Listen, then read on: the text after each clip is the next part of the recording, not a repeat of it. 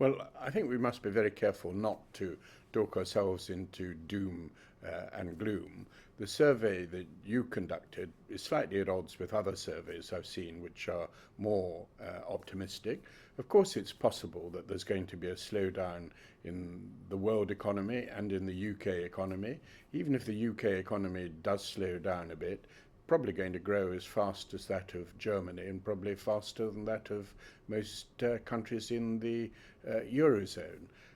We may see, well, we will see, I think, inflation going up because of the depreciation of sterling, but that's a once and for all effect. It won't go on unless sterling weakens a lot further. Notwithstanding the state of consumer confidence, it's very, very clear that a lot of business people are extremely unhappy about the lack of clarity they're getting from the government on the shape of Brexit negotiations right now, isn't it? Well, I can understand that and up to a point sympathise with it because business people like everything to remain the same.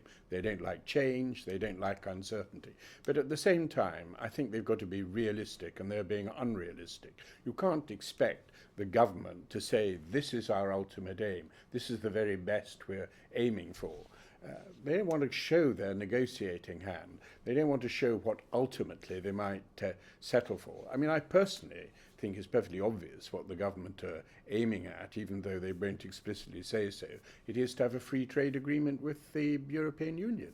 That's probably what it is, and to leave things in day-to-day life very much as they are. Now, that may not be 100% attainable, but you can't expect the government to put its head on the block and say, this is what we want. But when Sir Ivan Rogers, who would have been one of the UK government's chief negotiators with the EU, says that even he doesn't know what the negotiating objectives are, business people have a right to be concerned, don't they? Yes, but for the same reasons that I've just given, I think the same logic applies to Ivan Rogers. He shouldn't be unreasonable either. Do you think Ivan Rogers should be replaced by someone who is pro-Brexit?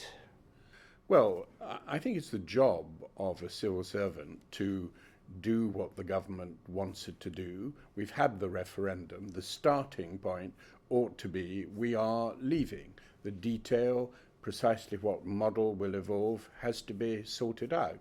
But the official has to be totally committed to that end.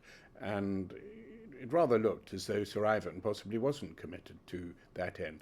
I rather regret that he has spoken out slightly in the way he did. I don't think that is quite in the ethos of the civil service, and I don't think it ought to be his job in a resignation statement to try to undermine the government. That's not what civil servants should do.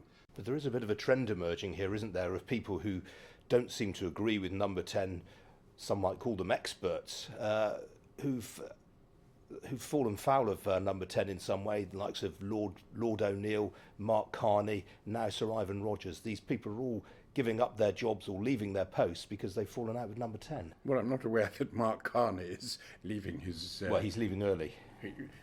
He's not leaving because of any row over Brexit, as far as I know anyway.